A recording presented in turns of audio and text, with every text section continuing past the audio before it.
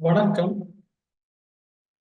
ஆஹ் சோர்பா என்ற கிரேக்கர், சோர்பா த கிரீக் என்ற புத்தகத்தை இந்த நாவலை நான் படித்தேன். இதை எழுதியது நிகாஸ் கசந்தாக்கிஸ். அவரும் ஒரு கிரேக்கர். அவருடைய சொந்த ஊரை வச்சு தான் இந்த நாவலை எழுதினார். மேபி அவருடைய லைஃப் எக்ஸ்பீரியன்ஸாக கூட இருக்கும். ஏன்னா இதுல வந்து ஒரு ரெண்டு முக்கியமான கதாபாத்திரங்கள் இந்த ஃபுல்லா நாவலை கொண்டு போறாங்க. ஒண்ணு வந்து ஒரு எழுத்தாளர்.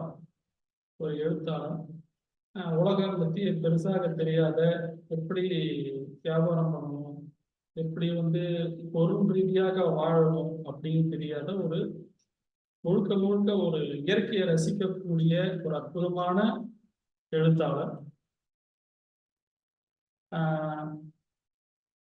அந்த எழுத்தாளர் அவன் வந்து ஒரு வியாபாரம் செய்ய போறான். அந்த கிரீட் அப்படின்ற ஒரு கிரேக்க தேசத்துல கிரீட் என்ற ஒரு கடலோர ஒரு கிராமமும் இல்லாத நகரமும் இல்லாத ஒரு இரண்டாம் கட்ட நிலையில் உள்ள ஒரு ஊருக்கு போறான். அது கடைசி வரைக்கும் அந்த நாவல்ல அந்த எழுத்தாளருடைய பேர் வந்து குறிப்பிடப்படலாம். இதுல இருந்து என்ன யூகிக்க முடியுது அப்படின்னா, அந்த எழுத்தாளர் நிகாஸ் கசந்தாக்கிஸா தான் இருக்கணும். அவர் ஒரு இளைஞன். அவர் 35 அந்த வயசு இளைஞன். அவர் கூட வந்து அவர் கப்பல் ஏறும்பொழுது அவர் கூட வந்து இன்னொரு ஆள் வந்து திட்டமிடப்படாத பிளான் பண்ணாம திடீர்னு ஒரு ஆள் வந்து சேர்ந்துக்கிட்டார். நான் வந்து உங்களோட சேர்ந்துக்கிட்டுமா அப்படின்னு. ஓகே, அது வந்து இவங்க வந்து அவருடைய நண்பர் இல்லை, முன்பு அறிமுகம் எதுவுமே இல்லாத அந்த நபர். ஒரு 65 வயசுள்ள ஒரு முதியவராக இருந்தாலும் அவருடைய பேச்சு, அவர் நடை உடை பாவனைகள் எல்லாம் வந்து ஒரு இளைஞனை போன்ற 35 மதிப்பிற்கு இளைஞனை போன்ற நடவடிக்கை உள்ள ஒரு வாலிப கிழவர்னு சொல்லலாம்.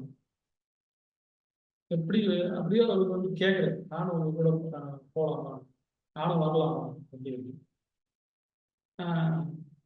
இவருக்கு வந்து இவர் ரொம்ப பரந்த மனப்பான்மை உள்ளவர்ன்றதுனால இவர் பத்தி கேட்குறேன், நீங்க என் கூட வர்றதுனால என்ன என்ன பண்ண போறீங்க, என்ன உங்களுக்கு என்ன உபயோகம்னா, எனக்கு எல்லா தொழிலும் தெரியும் அப்படின்னு அவர் சொல்றாரு. எனக்கு எல்லா தொழிலும் தெரியும், எல்லா வேலைகளும் நான் செய்வேன், நான் பார்க்காத வேலைகளே இல்லை. முக்கியமா அந்த சுரங்க வேலைகள்லாம் நான் சிறப்பாக செய்வேன் அப்படின்னு வந்து அவர் சொல்றாரு. ஆக்சுவலா அந்த எழுத்தாளர் அந்த கிரீட்ல ஒரு நிலக்கரி சுரங்கத்தை புத்தகம் எடுத்திருக்காரு. அதுல இருந்து நிலக்கரியை வெட்டி எடுத்து வியாபாரம் பண்றதுதான் வந்து அவருடைய எண்ணம். மேபி அதோட முதல் தொழிலா அப்படிதான் இருக்கும்னு நினைக்கிறேன். சரி, அதனால இவருக்கு ஒரு சுரங்க வேலை அனுபவம் இருக்குதுன்னும் போது, சரி இவரை நம்ம கூட்டிட்டு போகலாம் அப்படின்ற ஃபர்ஸ்ட் இம்ப்ரெஷன் த பெஸ்ட் இம்ப்ரெஷன்ன்ற மாதிரி அந்த வாலிப முதியவர் அவரை வந்து ஃபர்ஸ்ட் இம்ப்ரெஷன்லேயே கவர்ந்துடுறாரு. அவர் சொல்றாரு, நானும் கிரேக்கம் தான், எனக்கு கிரீட்டை பற்றிலாம் ஓரளவுக்கு தெரியும் அப்படின்னு அவர் சொல்றாரு. சரி வாங்க, அப்ப உங்க பேர் என்னன்னும் போது அப்பதான் அவர் சொல்றாரு, என் பேர் சோர்பா அப்படின்னு. இந்த கதையின் நாயகன் சோர்பா. நாயகன் நம்ம சொன்னாலும் இவரை வச்சுதான் அவர் வந்து எழுத்தாளர் வந்து இவருக்கும் நடுவில் சொல்லி எழுத்தாளருக்கும் சோர்பாவுக்கும் நடக்கிற அந்த கிரீட்ல நடக்கிற அந்த வாழ்க்கை ஒரு சில 2 வருடங்களோ 3 வருடங்களோ தங்க குறைஞ்சபட்சம் 2 வருடங்கள் இருக்கலாம், வேற அதிகபட்சம் 2 வருடங்கள் கூட இருக்கலாம். இந்த 2 வருடங்கள் தான் அந்த அந்த சேர்ந்திருந்த அந்த வாழ்க்கை தான் இந்த நாவல். இந்த கதையை நான் முழுசா சொல்லக்கூடாது, ஏன்னா அந்த போது எனக்கு முழுசா சொல்லிட்டுனா நிச்சயமா இதை படிக்கக்கூடிய ஆர்வம். ஏன்னா இதுல நிறைய ட்விஸ்ட்லாம் இருக்கு. இந்த கதை எப்படி முடியும் அப்படின்றதே வந்து ஒரு சுவாரஸ்யத்தை கொண்டு போயிட்டே இருக்கு. ஆரம்பத்துல ஏதோ ரொம்பவும் ஸ்லோவா ஒரு மாதிரி நமக்கு வந்து அலுப்பு தட்டுற மாதிரி ஆரம்பிச்சாலும் போக போக போக போக அவங்க வீட்டுக்குள்ள இறங்கி அவங்க அந்த நிலக்கரி சுரங்கத்துல அந்த வேலைகளை ஆரம்பிச்சு அங்க அங்க இருக்கிற மக்கள் கூட பழகி, முக்கியமா அந்த சோர்பாவுடைய செயல்கள் எல்லாமே கொஞ்சம் கொஞ்சமா சூழ் பிடிக்கும் போது அடுத்து என்ன நடக்கும், அடுத்து என்ன நடக்கும், நாளைக்கு இவங்க 2 பேருக்கு என்ன ஆவாங்க, சோர்பாவும் அந்த எழுத்தாளரும் என்ன ஆவாங்க அப்படின்ற அந்த முடிவை நோக்கி அது போகும்போது நமக்கு ரொம்ப ஆர்வமா இருக்கும்.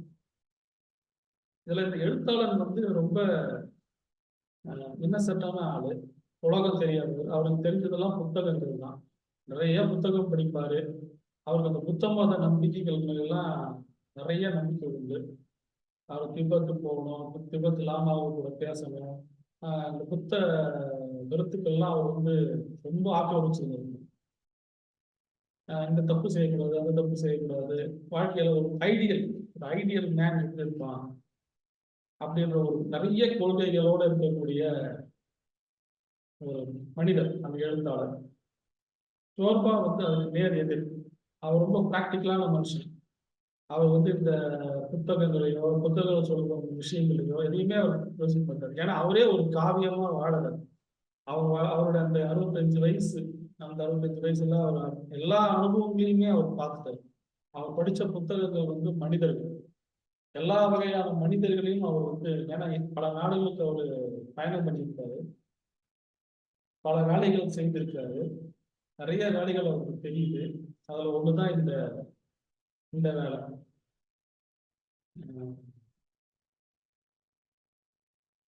சுரங்கம் அமைக்கிற வேலை, சுரங்கம் கட்டி எடுக்கிற வேலை, அதெல்லாம். ஸோ அந்த மனிதன் எதையுமே இது தப்பு இது சரி அப்படின்லாம் அவர் சோர்பா பேச தெரியாது. இங்க மனிதர்கள் சுயநலவாதிகள், நம்மளும் சுயநலவாதிகளா இருக்கணும். நம்ம ஏமாந்துடக்கூடாது, தேவையில்லாம இறக்கம் காட்டக்கூடாது, நம்மளை பயன்படுத்திக்க நினைக்கிற மனிதர்களை நம்ம பயன்படுத்திக்கணும் அப்படின்னு ரொம்ப தெளிவாகவும் பிராக்டிக்கலாகவும் திங்க் பண்ணக்கூடிய மனிதன் சோர்பா. அவருக்கு நிறைய அப்படி இருக்கும்போது சில பெண் வீக்னஸ் சொல்லக்கூடாது, அவரை பொறுத்த வரைக்கும் அது வீக்னஸா அவர் சொல்லலாம். விதவைகளை பார்த்தா சோர்பாக்கு ஒரு ஈர்ப்பு. விதவைகள் நிச்சயமா காம உணர்ச்சியோடு இருப்பாங்க, அப்போ அதை பயன்படுத்திக்கலாம் அப்படின்னு. இது எழுத்தாளருக்கு தப்பா தெரிஞ்சாலும் இதை ஒரு சரி சொல்லுவாரு. சில விதவைகளை பயன்படுத்திக்குவாரு.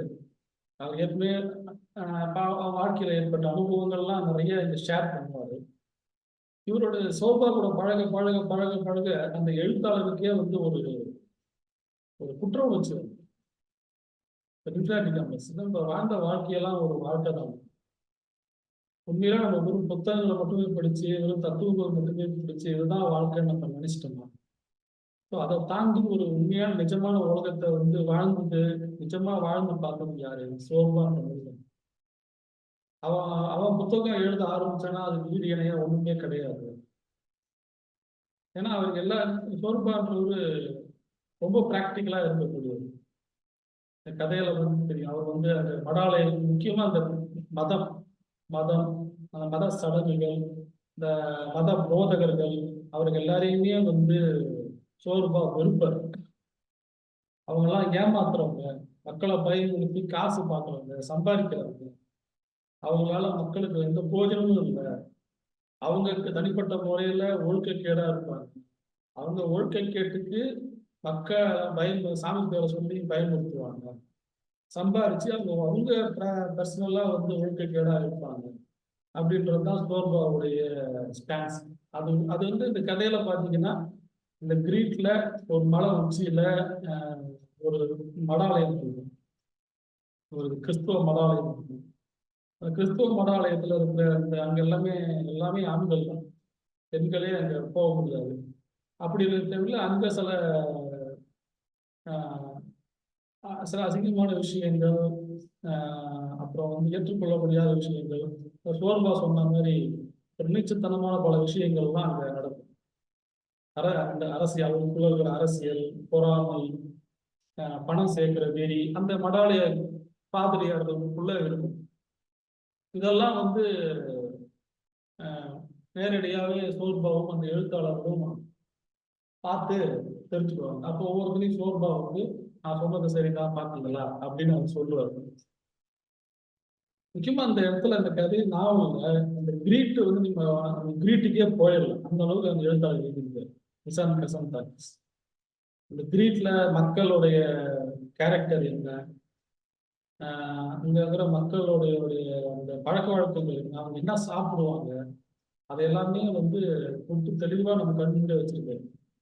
அங்க இருக்கிற சில பழ வகைகள், பன்றி இறைச்சி, அப்புறம் கோழி இறைச்சி, சீஸு, பன்னீர், அந்த பன்னீர்னா அந்த மாதிரி பன்னீர் சீஸ், சீஸ் பன்னீர்னு சொல்லக்கூடாது, சீஸு, பாலாடை கட்டி, வயல், இதுதான் வந்து இந்த மக்களுடைய, அப்புறம் காளான்கள், அந்த மாதிரி நிறைய வகைகள்லாம் இருக்கு. அங்க வந்து ஒரு ஹார்கன்ஸ் அம்மையார் அப்படின்னு ஒரு அம்மையார் இருக்கிறாங்க. அந்த அம்மையார் அவங்க வந்து முதல்ல இங்க போய் அந்த அம்மையாருடைய விடுதியில தான் தங்குறாங்க. அவர் ஒரு விதவை. விதவைன்றது அவர் சரியா கல்யாணம் ஆகல. நம்ம விதவைன்னு கூட சொல்ல முடியாது. ஒரு கல்யாணம் ஆகல. அவங்க ஒரு முன்னாள் ஒரு அழகி, மாடல் அழகியே இருப்பாங்க. பல முக்கியமா கிரீக்ல வந்து அந்த முதல் உலக போர் அந்த டைம்ல, இரண்டாம் உலக போர் நினைக்கிறேன். அந்த டைம்லலாம் வந்து அங்க இருந்த ராணுவ கப்பல்கள், ரஷ்யா, பிரான்ஸ், அந்த மாதிரி ராணுவ கப்பல்களுக்கு அதில் வேலை செஞ்சிருக்காங்க. அங்க இருக்கிற ராணுவ அதிகாரிகள் கூட நிறைய தொடர்புகள்லாம் இருந்திருக்குது. அவங்களாம் கொடுத்துட்டு போன காசு பரிசுகள் எல்லாம் வச்சுட்டு தான் அவங்க இந்த விடுதியை நடத்தி நின்றாங்க. இந்த ஹார்கன்ஸ் அம்மையாருக்கும் இவருக்கும் காதல். இவருக்கு வந்து எந்த பெண் மீதும் அவ்வளவு காதல் வராது. ஏன்னா இவருக்கு வந்து எல்லா உணர்ச்சிகளும் வந்து போலியானவை அப்படின்றது தான் வந்து சோர்பாவுடைய ஸ்டான்ஸ். எந்த உணர்ச்சியில் நம்ம சிக்கக்கூடாது, எந்த உணர்ச்சியும் நம்ம வந்து அடிமையாக்கிடக்கூடாது, அந்த காதல், பாசம் எதுவுமே நம்ம அடிமையாக்கக்கூடாது அப்படின்றதான் சோர்பாவுடைய இது. முதல்ல தன்னுடைய சந்தோஷம், அப்புறம் தான் மற்றவங்களுடைய இது. ஆனா ஒரே ஒரு நல்ல விஷயம் என்னன்னா, சோர்பா வந்து துரோகம் செய்ய மாட்டார். கடைசி வரைக்கும் வந்து இந்த எழுத்தாளருக்கு அவர் உண்மையாக தான் இருப்பாரு, துரோகம் செய்ய மாட்டார். அந்த ஒரு நல்ல பழக்கம் இருக்கு. ஆனா மனிதர்களை இத்தனை வருஷம் பார்த்ததுல அவருக்கு அந்த உணர்ச்சிகள்லாம் செத்து போயிருக்கும். இல்லை அவங்க காட்டினாங்க போலியான உணர்ச்சிகள் எல்லாம் வந்து அவர் வந்து நிஜமான உணர்ச்சி ஒன்று இல்லைன்ற முடிவுக்கு அவர் வந்துருவாரு. அந்த மாதிரி ஹார்கன்ஸ் அம்மையாரு இவர் வந்து ஒரு கட்டத்துல சோர்பாவை வந்து காதலிப்பாங்க. முதல்ல வந்து அது ஒரு உடல் சம்பந்தமான இணைப்பாக தான் சோர்பாவுக்கும் ஹார்கன்ஸ் அம்மையாருக்கும் நடக்கும். ஆனா அது போக போக ஹார்கன்ஸ் அம்மையார் வந்து சோர்பாவை விரும்பி கல்யாணம் பண்ணிக்கணும்னு ஆசைப்படும் போது சோர்பாக்கு அந்த எண்ணம்லாம் வராது. அவர் பொறுத்த வரைக்கும் ஹார்கன்ஸ் அம்மையார் 10ல் ஒரு 11. ஆனா ஒரு கட்டத்துல பாத்தீங்கன்னா அந்த கல்லுக்குள் ஈரம் அப்படின்ற மாதிரி ஒரு கட்டத்துல சோர்பாக்குள்ளேயும் ஹார்கன்ஸ் அம்மையார் இருந்தாங்க. ஹார்கன்ஸ் அம்மையார் அவரும் காதலிச்சாருன்ற ஒரு நிலைமை, ஒரு சூழ்நிலை, அதை ப்ரூவ் பண்ற சூழ்நிலை வந்து கண்டிப்பா அந்த கதையில வரும். அப்போ வரும்போது நம்ம வந்து சோர்பாக்குள்ளேயும் இன்னும் அந்த மனுஷத்தன்மை இருக்கு, அது முழுசா சாகல, அவருக்குள்ள அந்த மெல்லிசான அந்த அந்த உணர்ச்சிகள்லாம் இன்னும் உயிரோடு தான் இருக்குன்றத நம்ம அந்த காட்சிகள் வரும்போது, அந்த சூழ்நிலை வரும்போது நமக்கு அது ப்ரூவ் பண்ணும், எழுத்தாளர் ப்ரூவ் பண்ணும். கிட்டத்தட்ட ஒரு 3 மரணங்கள் வந்து என்னை பாதிச்சு. இந்த கதையில 3 மரணங்கள் இருக்கு. அது என்னென்ன மரணம்னு சொல்லக்கூடாது. ஏன்னா அந்த 3 மரணங்கள் தான் இந்த கதையோடைய மிக சுவாரஸ்யமான அழகான ஒரு 3 கட்டங்கள், முக்கியமான கட்டங்கள். அந்த 3 மரணங்கள் இல்லைன்னா இந்த கதை வந்து முழுமையாக நிறைவேறாது. அந்த கட்டத்தை தாண்டி போக முடியாது. முக்கியமா அந்த 3 மரணங்கள், 3 பேருடைய மரணங்கள் தான் இந்த கதையோடைய ஆணிவேர்னு நான் சொல்லுவேன். அதை நான் யாருடைய மரணங்கள்லாம் நான் இப்ப சொல்லணும். ஏன்னா நீங்க அந்த புத்தகத்தை படிக்கணும். ஏன்னா வாழ்க்கையில இந்த மாதிரி ஒரு விஷயங்களை தெரிஞ்சுக்கணும். சோர்பா மூலமாக எழுத்தாளர் பல விஷயங்களை வந்து சொல்றாரு.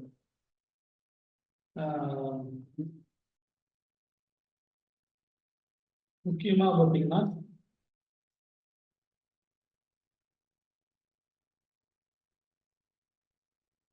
அவர் வந்து சோர்பா வந்து சொல்றது ஒரு விஷயம், ஒரு வசனம் சொல்றாரு.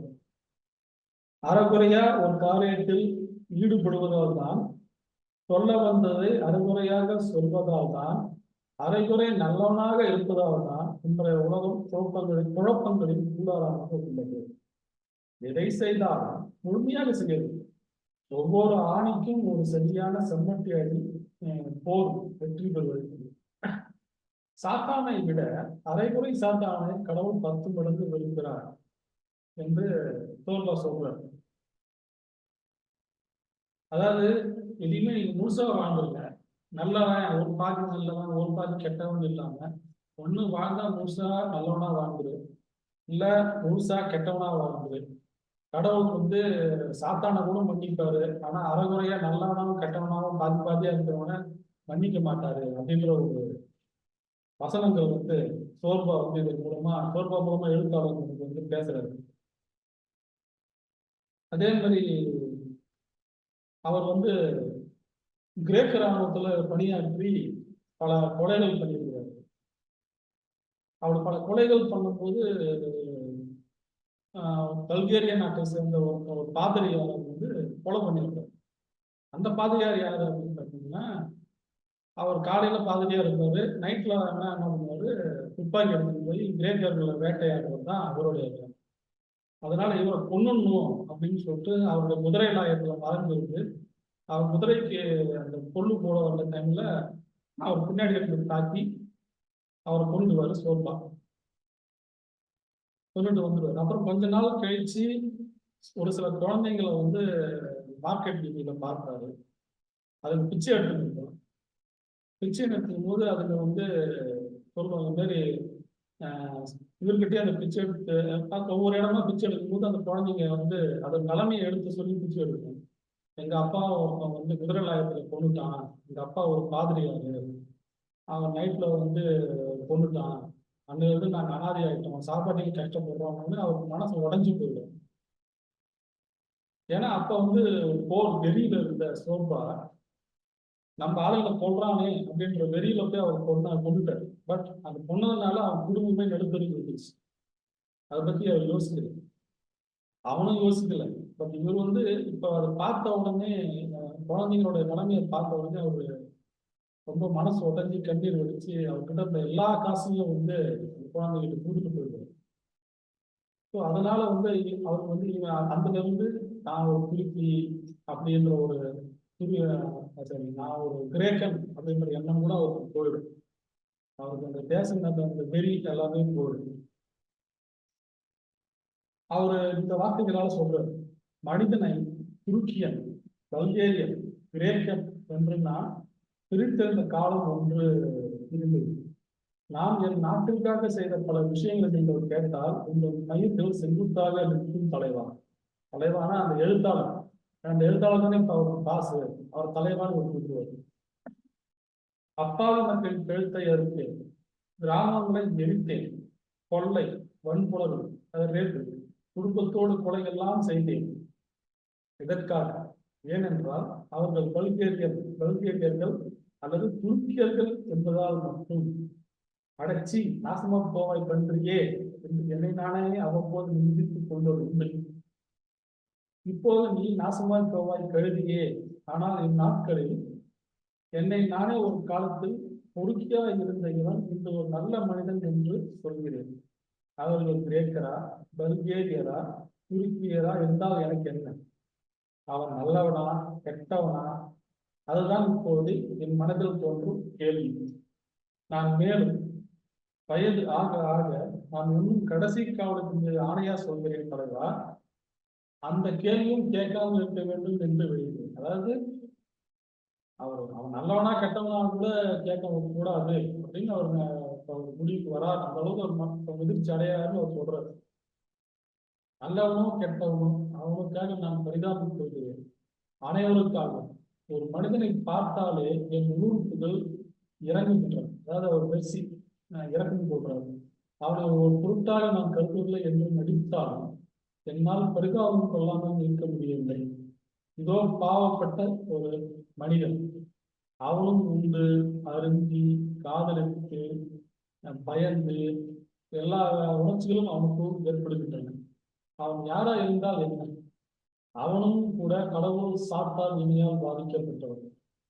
அடிக்கடி அவர் சொல்றாரு, எல்லாருக்குள்ளேயும் கடவுளும் இருக்கு, சாத்தானும் இருக்கு, ரெண்டுமே வந்து இயங்குது. ஆனா நம்ம வந்து முழுசா வந்து மாறுறது கஷ்டம், ஆனா முழுசா மாறுறது தான் நல்லது அப்படின்னு அவர் சொல்றாரு. எல்லாம் முடிந்த பிறகு பூமிக்கடியில் நீட்டி படுத்து தூக்கிலுக்கு இரையாக போகிறவங்க. அதாவது நம்ம எல்லாரும் எவனாலும் கடைசியில சாகதான் போறான், புதைக்க தான் போறாங்க. நம்ம இந்தியாவில் வந்து சில பேரை எரிக்க தான் போறாங்க. எல்லாம் அப்படிப்பட்ட ஒரு மனிதர்கள் தான், பாவப்பட்ட மனிதர்களுக்கு நாம் அனைவரும் சகோதரர்களே தலைவா, குழுக்களுக்கு உணவு. இந்த ஒரு பேராகிராஃபே சோர்வா எப்பேற்பட்ட மனநிலை இருந்தால் அவர் உண்மையான கேரக்டர் என்ன அப்படின்றது தெல்ல தெளிவா நமக்கு சொல்லும். நான் ஏற்கனவே சொன்ன மாதிரி ஒரு இந்த நாவல்ல வருகிற 3 கதாபாத்திரங்களின் மரணம் உங்கள் மனதை பிரியாமல் இருக்காது. அப்படி பிரியாமல் இருந்தால் நீங்கள் வந்து ஒரு மனது இல்லை என்றுதான்.